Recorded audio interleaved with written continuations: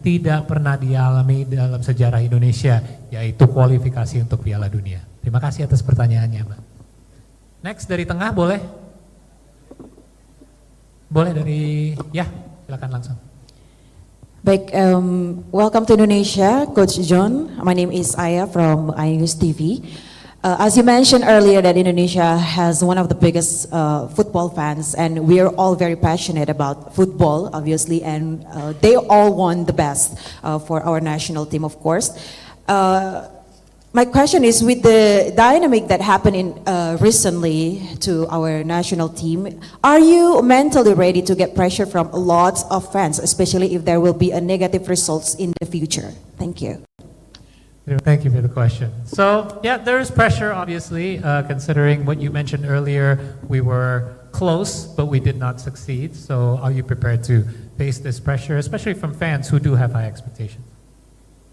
Yeah, I mean, that pressure is a privilege. You come to an organization, you lead a team, you carry the weight of a nation. And that weight can be a curse or it can be a gift. We'll definitely alchemize that into the gift for all of us. It will be a big opportunity that I will continue to share with the players, because I've lived the moment when a country stops and you qualify for the first time. I've lived that moment, so I understand it. So I can tell my players this pressure is a gift. We will listen to the fans, we will use their energy. And I would say to the fans, qualifying for a World Cup does not happen overnight. It took Canada 36 years to get there. For Indonesia, they took a big step, a huge step, recently. And we have to take the next step, and we will.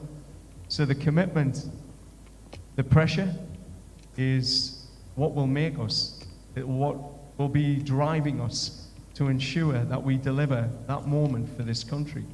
That's why I came here. That opportunity is why I get out of bed every day. Thank you, Coach. Terima kasih atas pertanyaannya mengenai tekanan yang akan dihadapi oleh Coach Herdman ke depannya, karena ekspektasi fans mungkin udah cukup tinggi ya untuk timnas sepak bola, tapi beliau melihat tekanan ini sebagai sebuah privilege ya, di mana dia tidak melihat itu sebagai beban tapi ataupun kutukan, tapi justru sebuah berkah, karena ini adalah kesempatan untuk dia mengambil tekanan ini dan bisa dibagi antara pemain juga, karena ini yang bisa membuat mereka bisa termotivasi. Ingat ya, dia pernah mengalami ini juga, di mana ada sebuah negara yang selama 36 tahun belum kualifikasi untuk Piala Dunia, yaitu Kanada, dan itu tidak terjadi dengan satu malam saja. Ini adalah sebuah proses panjang yang terjadi, dan Indonesia sudah membuat langkah jauh sampai ke tahun lalu, hanya membutuh satu langkah lagi untuk sampai ke tahap berikutnya. Dan ini adalah sebuah komitmen yang harus diambil oleh beliau dan juga pemain-pemain timnas dan federasi regional. Kemudian yang kedua, coach juga akan melatih timnas U23. Nantinya dalam periode FIFA Matchday September Oktober itu juga ada Asian Games 2026 di Jepang, dan timnas senior timnas U23 akan main. Kemudian slot FIFA Matchday juga mungkin akan dimainkan oleh timnas senior. Bagaimana coach membagi waktu sebagai pelatih timnas senior dan U23, terutama ketika Asian Games nanti? Terima kasih. Terima kasih Mas Adi atas pertanyaannya. I'll translate. There's two questions here. This is Adi from bola.com. First thing is, outside of qualification for World Cup for 2030, prior to that, there are already two tournaments upcoming. First, the AFF 2026 and the Piala Asia 2027. These are two tournaments that are obviously quite big in the region as well. So the first question is, how do you plan on preparing for those two upcoming tournaments prior to World Cup qualification? And the second part of the question is in regards to the under-23s that will likely be headed for the Asian Games this coming September. How will you be balancing your time and commitment between the two? Yeah, I think if I answer the first question, I think the most important thing around the tournaments is, for some of these players, they haven't had tournament experience, like true tournament experience. They've had World Cup qualification campaigns. So for some of the new diaspora players, the naturalized players, they will need to experience a tournament format. And that's an exciting experience, and one that requires real expertise and discipline.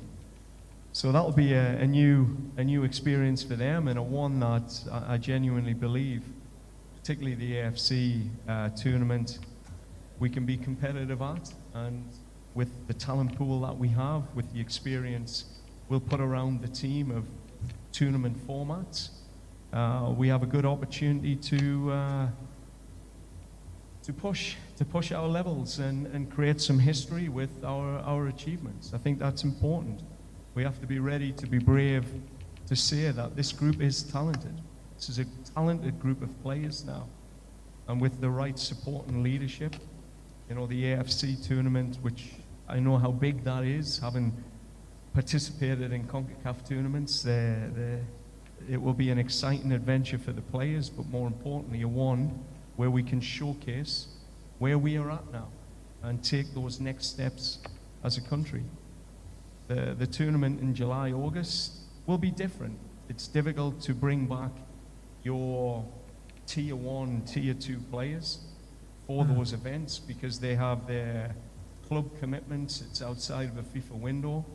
So this is why it's important to have a wider pool of players. And I think, the tournament in August, the Hyundai Cup, will be a good opportunity for me to understand the depth of the Indonesian player pool and to give opportunities to players that may not get the opportunity in March in the FIFA window or June the FIFA window, but to give opportunities to younger players, but a wider group of Indonesian players. So I think it's the way the tournaments are structured for a new coach, it's perfect.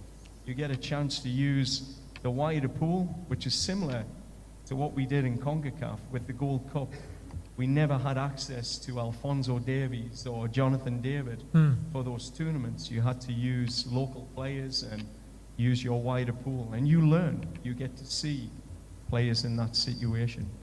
And with the under-23s in Canada, again, part of my role was to program direct the 20s, 23s. The bridge to the national team is so important to ensure that we have consistency in our cultural framework, our tactical framework, because while success at those levels are important for us to celebrate the strength of our young players, they are a pathway to the national team. And we have to find ways to accelerate their ability to arrive in the national team ready. So working closely with our U20, U23 coaching staff, it will be important we have consistency in elements of philosophy, as I said, the culture framework, the tactical framework. And while there'll be differences, because every coach has their philosophy, Of course. there has to be similarities to ensure the players are ready. When they are called, they are ready to play. They're not thinking different system, different culture. They're ready to go because at international, the window is too short. Perfect. I think that answers both the questions. Terima kasih atas pertanyaannya mengenai turnamen yang akan mendatang, yaitu termasuk AFC dan Piala AFF juga. Dan ini menurut Coach Herdman adalah bagus untuk mendapatkan pengalaman di dalam sebuah turnamen, karena ada beberapa pemain diaspora kita pun yang mungkin kekurangan pengalaman di sebuah turnamen format, dan ini membutuhkan pengalaman, ini membutuhkan expertise, dan Piala AFC ini penting untuk negara seperti Indonesia karena secara talenta kita sudah memiliki talenta yang cukup baik di region ini. Kita punya kesempatan besar untuk membuat sejarah. Karena ini juga turnamen yang menurut beliau ada kemiripan sama CONCACAF juga. Yang jelas mungkin untuk turnamen yang mendatang di bulan Agustus yang di luar jendela FIFA ini mereka akan mungkin kehilangan beberapa pemain tier 1 dan tier 2. Tapi ini justru kesempatan baik untuk memberikan pengalaman untuk pemain muda, pemain lokal yang bisa dapat jam terbang untuk menambah pengalaman juga. Dan turnamen format ini juga kesempatan yang baik untuk pelatih baru. Karena pelatih baru ini juga bisa mencoba mainkan pemain lokal dan lain-lain untuk bisa menyatukan dengan timnas utamanya. Dan mengenai pertanyaan menyambung ke program U23 dan menurut beliau program U20, U23 sebelum maju ke timnas senior ini sangat dibutuhkan sebuah framework yang konsisten, filosofi yang sama di mana ini menjadi jembatan untuk membuat program yang konsisten agar pemain-pemain muda yang di level U20 sama 23 bisa melanjuti dengan pengalaman dan filosofi yang sama untuk bisa melanjuti tanpa banyak berubah untuk ke timnas senior juga. Jadi sekali lagi ini adalah kesempatan yang baik di tahun 2026 ini bisa membangun hal-hal tersebut. Thank you so much, Coach, for your time. Obviously, you're going to have plenty more time in the coming days and weeks to chat more with the media, but unfortunately, we are out of time. I do have some time. I would like to invite you up front for a photo for our media friends. Jadi untuk rekan-rekan media, dipersilakan untuk maju ke depan untuk mengambil gambar. Coach, if you please.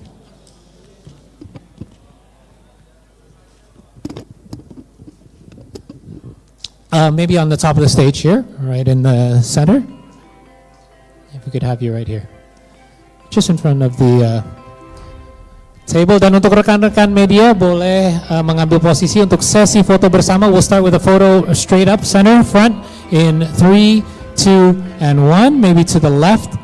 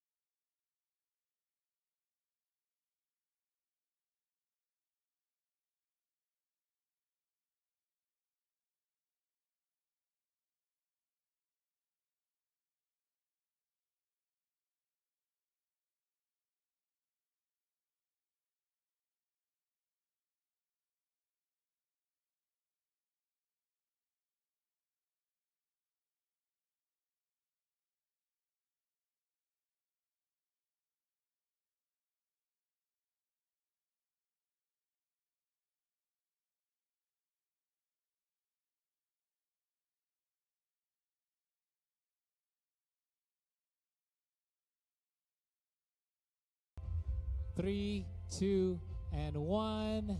One more, 3, 2, and 1. One to the left, if you would please. 3, 2, and 1. Last one to the right.